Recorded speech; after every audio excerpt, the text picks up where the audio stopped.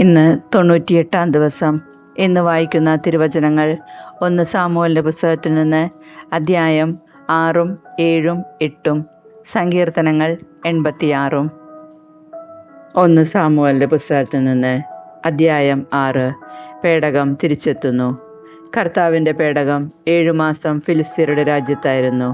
ഫിലിസ്ത്യർ പുരോഹിതന്മാരെയും ജ്യോത്സ്യന്മാരെയും വിളിച്ചു വരുത്തി ചോദിച്ചു, കർത്താവിൻ്റെ പേടകം നാം എന്തു ചെയ്യണം? പൂർവ്വസ്ഥാനത്തേക്ക് തിരിച്ചയക്കുമ്പോൾ അതോടൊപ്പം നാം എന്താണ് കൊടുത്തയക്കേണ്ടത്?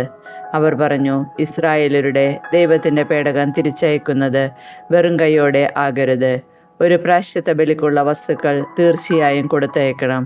അപ്പോൾ നിങ്ങൾ സുഖം പ്രാപിക്കുകയും അവിടുത്തെ കരം നിങ്ങളിൽ നിന്ന് പിൻവലിക്കാഞ്ഞതിൻ്റെ കാരണം മനസ്സിലാവുകയും ചെയ്യും.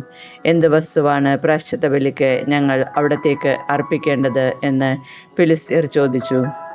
അവർ പറഞ്ഞു, ഫിലിസ്ത്യ പ്രഭുക്കന്മാരുടെ സംഖ്യ അനുസരിച്ച് സ്വർണ്ണനിർമ്മിതമായ 5 കുരുക്കളും 5 എലികളുമാകട്ടെ. കാരണം നിങ്ങൾക്കും നിങ്ങളുടെ പ്രഭുക്കന്മാർക്കും ഒരേ ബാധ തന്നെയാണല്ലോ ഉണ്ടായത്. അതുകൊണ്ട് നിങ്ങൾ നിങ്ങളുടെ കുരുക്കളുടെയും നിങ്ങളുടെ നാട് നശിപ്പിച്ച എലികളുടെയും രൂപം തന്നെ ഉണ്ടാക്കണം. അങ്ങനെ ഇസ്രായേല്യരുടെ ദൈവത്തിൻ്റെ മഹിമയെ പ്രകീർത്തിക്കുവിൻ. നിങ്ങളുടെയും നിങ്ങളുടെ ദേവന്മാരുടെയും നിങ്ങളുടെ നാടിൻ്റെയും മേൽ ശക്തപ്പെട്ടിരിക്കുന്ന കരം അവിടുന്ന് പിൻവലിച്ചേക്കാം. ഈജിപ്തുകാരെയും ഫറവോയെയും പോലെ നിങ്ങളും എന്തിന് കഠിനഹൃദയരാകുന്നു? അവിടുന്ന് അവരെ പരിഹാസപാത്രമാക്കിയതിനു ശേഷമല്ലേ നാടുവിടാൻ ഈജിപ്തുകാർ ഇസ്രായേലരെ അനുവദിച്ചതും അവർ പോയതും? അതുകൊണ്ട് നിങ്ങളൊരു പുതിയ വണ്ടി ഉണ്ടാക്കി ഒരിക്കലും നുകം വെച്ചിട്ടില്ലാത്ത 2 കറവ പശുക്കളെ കെട്ടുവിൻ. അവയുടെ കുട്ടികൾ വീട്ടിൽ നിന്ന് കൊള്ളട്ടെ. കർത്താവിൻ്റെ പേടകമെടുത്ത് വണ്ടിയിൽ വയ്ക്കുക. പ്രായശ്ചിത്ത ബലിക്ക് നിങ്ങൾ തയ്യാറാക്കിയ സ്വർണ്ണയുരുപ്പടികൾ പെട്ടികൾക്കുള്ളിലാക്കി അതിൻ്റെ ഒരു വശത്ത് വയ്ക്കുവിൻ. നിങ്ങൾ നിരീക്ഷിച്ചു കൊണ്ടിരിക്കുവിൻ. സ്വന്തം നാടായ ബെത്ഷെമയിലേക്കാണ് അവ പോകുന്നതെങ്കിൽ തീർച്ചയായും അവിടുത്തെ കരങ്ങളാണ് ഈ വലിയ അനർത്ഥം നമുക്ക് വരുത്തിയത്. അല്ലെങ്കിൽ അവിടെ നല്ല നമ്മെ ശിക്ഷിച്ചതെന്നും അവ യാദൃശ്ചികമായി സംഭവിച്ചതാണെന്നും നമുക്ക് അനുമാനിക്കാം. അവർ അപ്രകാരം ചെയ്തു. 2 കറവ പശുക്കളെ കൊണ്ടുവന്ന് വണ്ടിക്ക് കെട്ടി കിടാക്കളെ വീട്ടിൽ നിർത്തി. കർത്താവിൻ്റെ പേടകത്തോടൊപ്പം സ്വർണ്ണനിർമ്മിതമായ കുരുക്കളും എലികളുമുള്ള പെട്ടിയും അതിനുള്ളിൽ വച്ചു. പശുക്കൾ ബെത്ഷെമേഷിലേക്കുള്ള പെരുവഴിയിലൂടെ അമറിക്കൊണ്ട് ഇടം വലം നോക്കാതെ നേരെ പോയി. ഫിലിസ്ത്യ പ്രഭുക്കന്മാർ ബെത്ഷെമേഷ് അതിർത്തി വരെ അവയെ അനുധാവനം ചെയ്തു. ബെത്ഷെമേഷിലെ ജനങ്ങൾ വയലിൽ ഗോതമ്പ് കൊയ്തുകൊണ്ടിരിക്കുകയായിരുന്നു. തലയുയർത്തി നോക്കിയപ്പോൾ കണ്ടത് കർത്താവിൻ്റെ പേടകമാണ്. അവർ അത്യധികം ആനന്ദിച്ചു. വണ്ടി ബെത്ഷെമേഷുകാരനായ ജോഷുവയുടെ വയലിൽ ചെന്നു നിന്നു. ഒരു വലിയ കല്ല് അവിടെ ഉണ്ടായിരുന്നു. വണ്ടിക്ക് ഉപയോഗിച്ചിരുന്ന മരം വെട്ടിക്കീറി പശുക്കളെ ദഹനബലിയായി അവർ കർത്താവിന് സമർപ്പിച്ചു. ലേവ്യർ കർത്താവിൻ്റെ പേടകവും അതോടൊപ്പം സ്വർണ്ണയുരുപ്പടികൾ വച്ചിരുന്ന പെട്ടിയും താഴെ ഇറക്കി ആ വലിയ കല്ലിന്മേൽ വെച്ചു. ബെത്ഷെമേഷിലെ ജനങ്ങളന്ന് ദഹനബലികളും ഇതര ബലികളും കർത്താവിന് സമർപ്പിച്ചു. ഇത് കണ്ടതിന് ശേഷം ഫിലിസ്ത്യ പ്രഭുക്കന്മാർ 5 പേരും അന്ന് തന്നെ എക്രോണിലേക്ക് മടങ്ങി. കർത്താവിന് പ്രായശ്ചിത്ത ബലിയായി ഫിലിസ്ത്യർ സമർപ്പിച്ച സ്വർണ്ണക്കുരുക്കളിൽ നിന്ന് അഷ്ദോദിനും മറ്റൊന്ന് ഗാസയ്ക്കും 3-ാമത്തേത് അഷ്കലോനും 4-ാമത്തേത് ഗത്തിനും 5-ാമത്തേത് എക്രോണിനും വേണ്ടിയായിരുന്നു. സ്വർണ്ണ എലികൾ ഫിലിസ്ത്യ പ്രഭുക്കന്മാരുടെ അധീനതയിലുള്ള കോട്ടകളാൽ ചുറ്റപ്പെട്ട നഗരങ്ങളുടെയും തുറസായ ഗ്രാമങ്ങളുടെയും സംഖ്യ അനുസരിച്ചായിരുന്നു. കർത്താവിൻ്റെ പേടകം ഇറക്കി വെച്ച ആ വലിയ കല്ല് ഈ സംഭവത്തിന് സാക്ഷിയായി ഇന്നും ബെത്ഷെമേഷുകാരനായ ജോഷുവയുടെ വയലിലുണ്ട്. കർത്താവിൻ്റെ പേടകത്തിലേക്ക് എത്തി നോക്കിയ 70 ബെത്ഷെമേഷുകാരെ അവിടുന്ന് വധിച്ചു. കർത്താവ് അവരുടെ ഇടയിൽ കൂട്ടക്കൊല നടത്തിയതുകൊണ്ട് അവർ വിലപിച്ചു. ബെത്ഷെമേഷിലെ ആളുകൾ പറഞ്ഞു, കർത്താവിൻ്റെ സന്നിധിയിൽ, പരിശുദ്ധനായ ഈ ദൈവത്തിൻ്റെ സന്നിധിയിൽ നിൽക്കാൻ ആർക്ക് കഴിയും? നമ്മുടെ അടുത്തു നിന്ന് അവിടുത്തെ എങ്ങോട്ട് അയക്കും? അവർ ദൂതന്മാരെ കിരിയാത്യയാറിമിലുള്ള ജനങ്ങളുടെ അടുത്തേക്ക് അയച്ചു പറഞ്ഞു, കർത്താവിൻ്റെ പേടകം ഫിലിസ്ത്യർ തിരിച്ചയച്ചിരിക്കുന്നു. നിങ്ങൾ വന്ന് ഏറ്റെടുത്തുകൊള്ളുവിൻ. 1 സാമുവേലിൻ്റെ പുസ്തകത്തിൽ നിന്ന് അദ്ധ്യായം 7.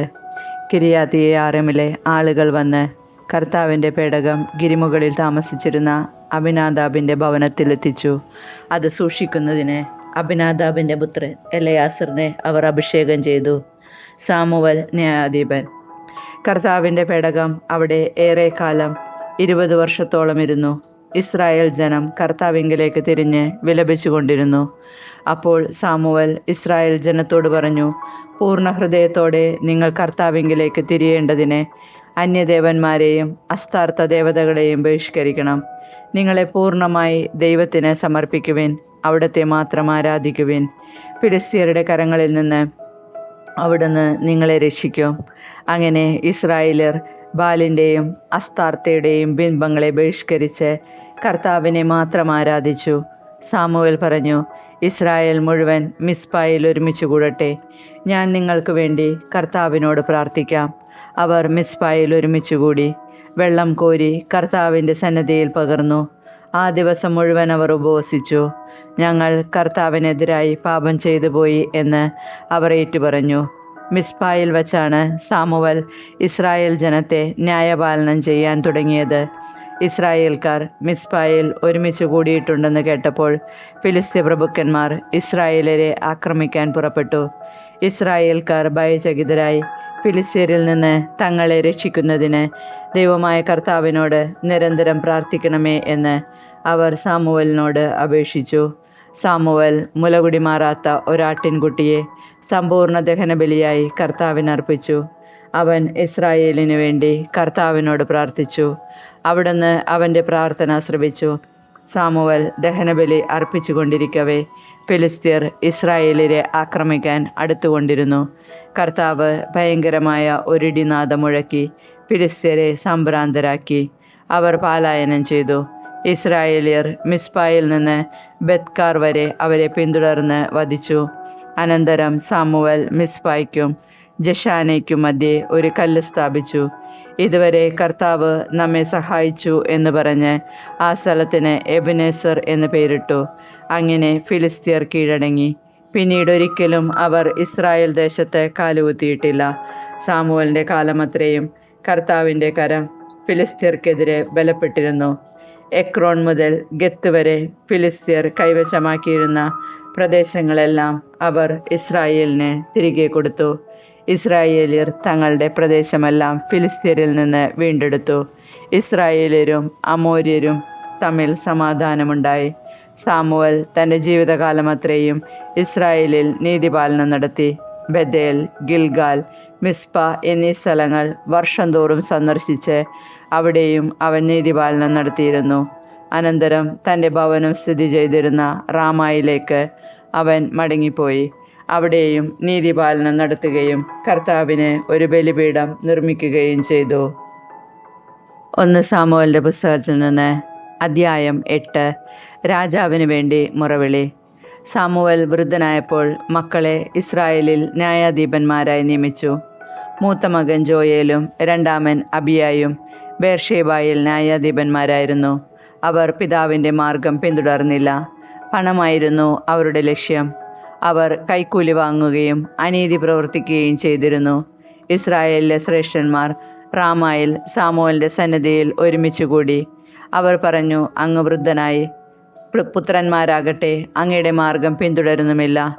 അതുകൊണ്ട് മറ്റ് ജനതകൾക്കുള്ളതുപോലെ ഒരു രാജാവിനെ ഞങ്ങൾക്ക് നിയമിച്ചു തരിക, ഞങ്ങൾക്കൊരു രാജാവിനെ തരിക എന്ന് അവർ പറഞ്ഞത് സാമുവലിന് ഇഷ്ടമായില്ല. അവൻ കർത്താവിനോട് പ്രാർത്ഥിച്ചു. അവിടുന്ന് സാമുവലിനോട് പറഞ്ഞു, ജനം പറയുന്നത് കേൾക്കുക. അവർ നിന്നെയല്ല, തങ്ങളുടെ രാജാവായ എന്നെയാണ് തിരസ്കരിച്ചിരിക്കുന്നത്. ഈജിപ്തിൽ നിന്ന് കൊണ്ടുവന്ന ദിവസം മുതൽ അവർ എന്നെ ഉപേക്ഷിച്ച് അന്യദേവന്മാരെ ആരാധിച്ചുകൊണ്ട് എന്നോട് ചെയ്തത് തന്നെയാണ് അവർ നിന്നോടും ചെയ്യുന്നത്. അതുകൊണ്ട് ഇപ്പോൾ അവരെ അനുസരിക്കുക. എന്നാൽ അവരെ ഭരിക്കാനിരിക്കുന്ന രാജാക്കന്മാരുടെ രീതി സൂക്ഷ്മമായി വിവരിച്ച് അവർക്ക് മുന്നറിയിപ്പ് കൊടുക്കുക. രാജാവിനെ ആവശ്യപ്പെട്ടവരോട് കർത്താവിൻ്റെ വാക്ക് സാമുവൽ അറിയിച്ചു. നിങ്ങളെ ഭരിക്കാനിരിക്കുന്ന രാജാവ് നിങ്ങളോട് ഇങ്ങനെ ചെയ്യും.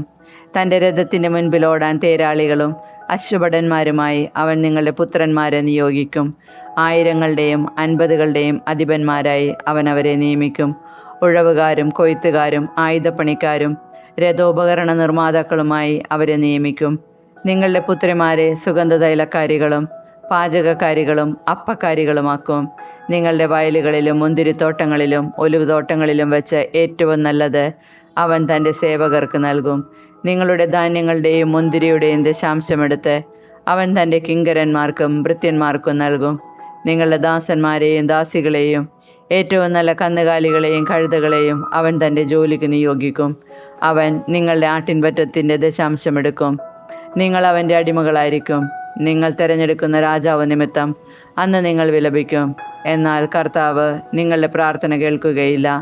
സാമുവേലിൻ്റെ വാക്കുകൾ ജനം അവഗണിച്ചു. അവർ പറഞ്ഞു, ഞങ്ങൾക്ക് രാജാവിനെ കിട്ടണം. ഞങ്ങൾക്കും മറ്റു ജനതകളെ പോലെയാകണം. ഞങ്ങളുടെ രാജാവ് ഞങ്ങളെ ഭരിക്കുകയും നയിക്കുകയും ഞങ്ങൾക്ക് വേണ്ടി പടവെട്ടുകയും ചെയ്യണം. ജനങ്ങൾ പറഞ്ഞത് സാമുവേൽ കർത്താവിൻ്റെ മുൻപിൽ ഉണർത്തിച്ചു. അവിടുന്ന് അവനോട് പറഞ്ഞു, അവരുടെ വാക്കനുസരിച്ച് അവർക്കൊരു രാജാവിനെ വാഴിച്ചു കൊടുക്കുക. സാമുവേൽ ഇസ്രായേലിയരോട് പറഞ്ഞു, ഓരോരുത്തരും താങ്കളുടെ പട്ടണങ്ങളിലേക്ക് മടങ്ങിപ്പോകുവേൻ. സങ്കീർത്തനങ്ങൾ 86. നിസ്സഹായൻ്റെ യാചന. കർത്താവെ, ചെവി ചായ്ച്ച് എനിക്കുത്തരമരുളണമേ. ഞാൻ ദരിദ്രനും നിസ്സഹായനുമാണ്. എൻ്റെ ജീവനെ സംരക്ഷിക്കണമേ. ഞാൻ അങ്ങയുടെ ഭക്തനാണ്. അങ്ങയിൽ ആശ്രയിക്കുന്ന ഈ ദാസനെ രക്ഷിക്കണമേ. അങ്ങാണ് എൻ്റെ ദൈവം. കർത്താവെ, എന്നോട് കരുണ കാണിക്കണമേ. ദിവസം മുഴുവനും ഞാൻ അങ്ങയെ വിളിച്ചപേക്ഷിക്കുന്നു. അങ്ങയുടെ ദാസൻ്റെ ആത്മാവിനെ സന്തോഷിപ്പിക്കണമേ. കർത്താവെ, ഞാൻ അങ്ങയിലേക്ക് എൻ്റെ മനസ്സിനെ ഉയർത്തുന്നു. കർത്താവെ, അങ്ങ് നല്ലവനും ക്ഷമാശീലനുമാണ്. അങ്ങയെ വിളിച്ചപേക്ഷിക്കുന്നവരോട് അങ്ങ് സമൃദ്ധമായി കൃപ കാണിക്കുന്നു. കർത്താവെ, എൻ്റെ പ്രാർത്ഥന കേൾക്കണമേ. എൻ്റെ യാചനയുടെ സ്വരം ശ്രദ്ധിക്കണമേ. അനർത്ഥകാലത്ത് ഞാൻ അങ്ങയെ വിളിക്കുന്നു. അങ്ങെനിക്കുത്തരമരുളുന്നു. കർത്താവെ, ദേവന്മാരിൽ അങ്ങേക്ക് തുല്യനായ ആരുമില്ല. അങ്ങേ പ്രവർത്തികൾക്ക് തുല്യമായി മറ്റൊന്നില്ല. കർത്താവെ, അങ്ങ് സൃഷ്ടിച്ച ജനതകൾ വന്ന് അങ്ങയെ കുമ്പിട്ട് ആരാധിക്കും. അവർ അങ്ങയുടെ നാമത്തെ മഹത്വപ്പെടുത്തും. എന്തെന്നാൽ അങ്ങ് വലിയവനാണ്. വിസ്മയകരമായ കാര്യങ്ങൾ അങ്ങ് നിർവഹിക്കുന്നു. അങ്ങ് മാത്രമാണ് ദൈവം. കർത്താവെ, ഞാൻ അങ്ങയുടെ സത്യത്തിൽ നടക്കേണ്ടതിന് അങ്ങയുടെ വഴി എന്നെ പഠിപ്പിക്കണമേ. അങ്ങയുടെ നാമത്തെ ഭയപ്പെടാൻ എൻ്റെ ഹൃദയത്തെ ഏകാഗ്രമാക്കണമേ. എൻ്റെ ദൈവമായ കർത്താവെ, പൂർണ്ണ ഹൃദയത്തോടെ ഞാൻ അങ്ങേക്ക് നന്ദി പറയുന്നു. അങ്ങയുടെ നാമത്തെ ഞാൻ എന്നും മഹത്വപ്പെടുത്തും. എന്നോട് അങ്ങ് കാണിക്കുന്ന കാരുണ്യം വലുതാണ്. പാതാളത്തിൻ്റെ ആഴത്തിൽ നിന്ന് അവിടുന്ന് എൻ്റെ പ്രാണനെ രക്ഷിച്ചു. ദൈവമേ, അഹങ്കാരികൾ എന്നെ എതിർക്കുന്നു. കഠോര ഹൃദയർ എൻ്റെ ജീവനെ വേട്ടയാടുന്നു. അവർക്ക് അങ്ങയെപ്പറ്റി വിചാരമില്ല. എന്നാൽ കർത്താവെ, അങ്ങ് കാരുണ്യവാനും കൃപാനിധിയുമായ ദൈവമാണ്. അങ്ങ് ക്ഷമാശീലനും സ്നേഹസമ്പന്നനും വിശ്വസ്തനുമാണ്. എന്നിലേക്ക് ആർദ്രതയോടെ തിരിയണമേ. ഈ ദാസന് അങ്ങയുടെ ശക്തി നൽകണമേ. അങ്ങയുടെ ദാസിയുടെ പുത്രനെ രക്ഷിക്കണമേ. അങ്ങയുടെ കൃപാകടാക്ഷത്തിൻ്റെ അടയാളം കാണിക്കണമേ. എന്നെ വെറുക്കുന്നവർ അത് കണ്ട് ലജ്ജിതരാകട്ടെ. കർത്താവെ, അങ്ങനെ സഹായിക്കുകയും ആശ്വസിപ്പിക്കുകയും ചെയ്തു.